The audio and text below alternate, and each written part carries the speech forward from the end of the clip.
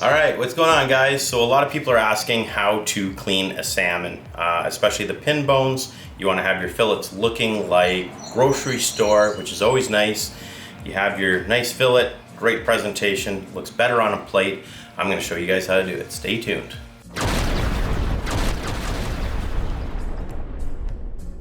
Let's grab our first fish. Number one thing, I didn't have a chance to do this, but what I recommend for everybody else is throw your salmon in the freezer, let's say an hour before you're gonna clean it. It's gonna firm up the meat. Also, if you can bleed your fish, bleed them while you're out on the water. You get a lot nicer fillets, as well as gut them if you can out there. Because we weren't able to do that, we are going to have a much more dirtier job and a bigger mess. Another thing I recommend, having two knives. One knife for breaking a fish, going down, cutting through the bones, another knife for deboning and doing some little more fillet work and finesse work. So I can open this up. The boning knives, you want to make sure they have a nice bend to them. Your breaking knife, this shouldn't bend too much, a lot more stiffer. You need that to cut through, break through the rib cage. So, starting off, let's start on the one side right here. Now, there's meat that comes right up in the top of the head here. You want to make sure you get that. So instead of just cutting straight like this, you're going to angle your knife and come right up here, like so. Because this meat here, you want that. I'm going to come down right underneath the pectoral fin. Like I said, this fish was not bled. It should have been. And that's why we're going to have probably a lot more blood filleting this fish. Come up here, slice right up. Come through here, slice through. Flip her over, bring your knife down the belly. These two fins, you're gonna have a little bit of resistance. There's a little plate there, just push through it and cut down right to about the anus. There you go. Once you have that, I bring this knife down.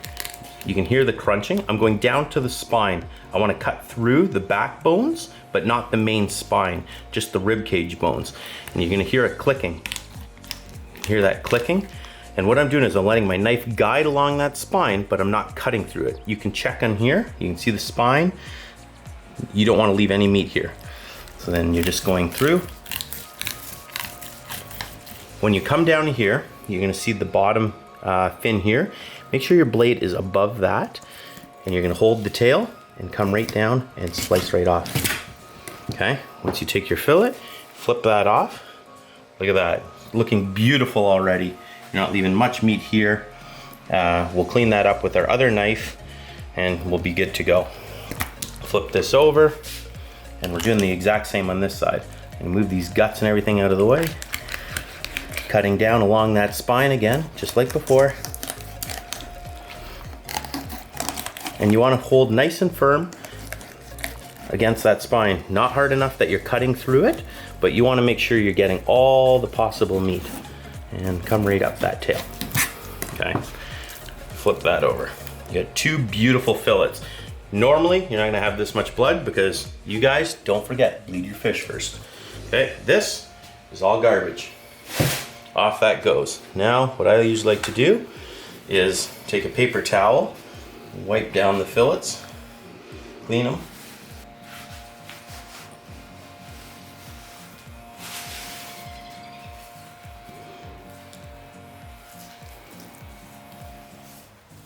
Now, these fillets here, I don't have to show you both of them because both are going to be identical, but I'm going to show you the one and how we do it, okay? So we don't need this breaking knife now until our next fish. I can leave that there. I'll put this fillet off to the side here that we're going to deal with in a minute, and I'm going to grab this one. So here's our beautiful piece of salmon. Look at that color. Like, that is what you want, Spring Kings. Get this beautiful, beautiful color to the meat. So I'm drying it, getting a lot of this stuff off. Makes it a lot easier for cleaning. Okay, so I'm gonna lay this up. I'm gonna take my other knife. This one here, like I said, the deboning knife. This is a Wusthof. And you're gonna run your knife here. I'm gonna let you hear this. You can hear that little clicking. That's all the edge of the bones, okay? These are your rib cage bones. to be safe, you put your knife on a 45 and you're coming just on the top of those bones, okay? All the way down like this. And they curve in a little bit here, so I always come up a little bit higher at the end. Now, what I do is with that blade, I can hear the ticking, hear that clicking? It goes tick, tick, tick. If you guys can hear that, I'm not sure, but, and I just keep coming down, letting the knife do the work. You're not forcing it. All you're doing is just letting it tick along those bones, okay? Another way you can do this too, I'm gonna show you, there's two ways. I could keep cutting along under here and lifting this up like this, right? I could keep doing that. There's another way you can do it. I'm gonna show you this. You can flip your fillet over here. This is a little trick. And you lift your fillet this way, and you're gonna see those bones like this, and you turn your knife down here, and you go like this. You're going against those bones very easily. This is a little trick. Rather than trying to cut underneath and go up, you go like this, you're getting much, much cleaner fillets. And then what you can do is hold this and just pull those bones right off like that.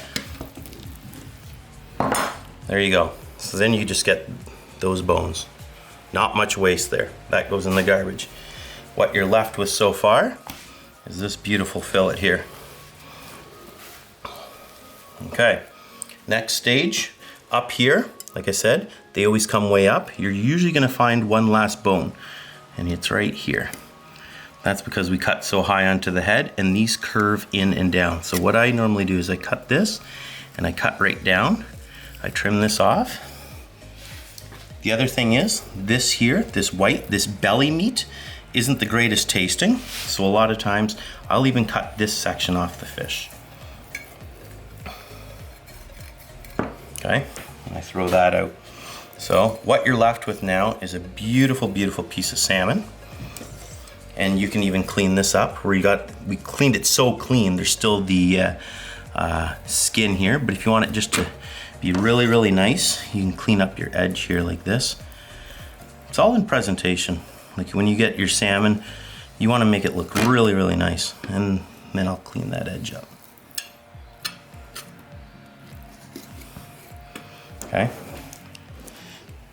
Okay, last part where you really want to make it really, really look like a grocery store fillet.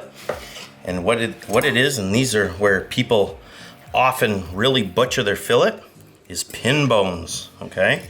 So if I run my knife like this, it's gonna make every little pin bone pop. You see all those pop up? I go like this, I go like this. You'll see all those little white ones, okay? They'll pop up from here all the way down the fillet to around here. Now, this one that's gonna make your fillets step out and look just like grocery store fillets is by pulling those. Some people will cut the fillet, cut big chunks out of it. It doesn't make the fillet look nice. So what you do is you get a set of tweezers like this.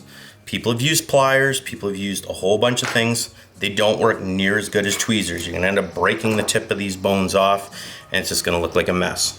So get yourself a set of tweezers, lay your fillet like this. I'm gonna dry it again, clean it, show you all those pin bones. Now that I've used the knife in that, you see how they've all raised up? That's what you wanna see. Now, we can start from here. I'm gonna place my hand this way, and all I'm doing is going like this. Wiggle them, pop, pop, pop, pop, pop, pop, pop. See, and when you do it like this, I can actually probably almost do these pin bones faster than someone can even cut through a fillet. I don't know if you guys can see those or not, but there's all the pin bones that are coming out of there.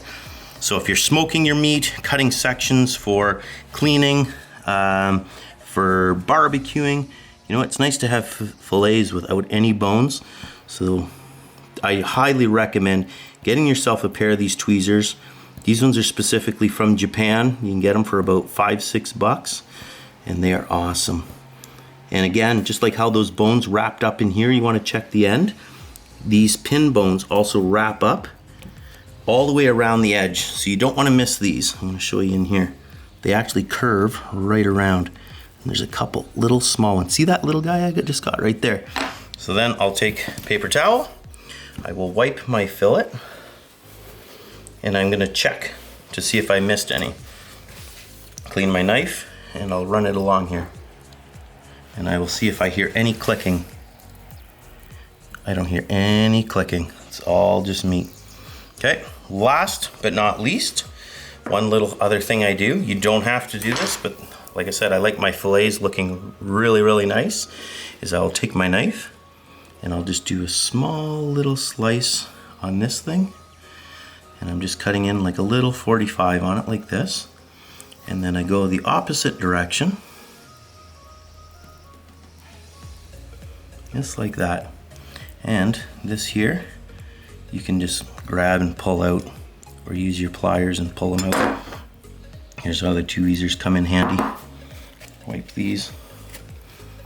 Get all this yucky stuff out right here. See this stuff? No one likes that stuff in the middle of their fillet. So there you go, guys. There is a perfect piece of salmon. Now you can keep it exactly like this. You can chunk it up for meals. What I like to do is take this tail piece. I will cut this off. This is gonna go for the smoker. This is your thinner piece. That's your perfect piece for smoking. Now for doing meals, salmon dinner, blackened salmon, whatever you want, it's nice to have some little 2-3 inch pieces of meat. So then I'll just go like this with these. You can marinate these, you can barbecue these, you can smoke them, you can do whatever you want with them. But this is gonna give you some beautiful pieces of meat. See those?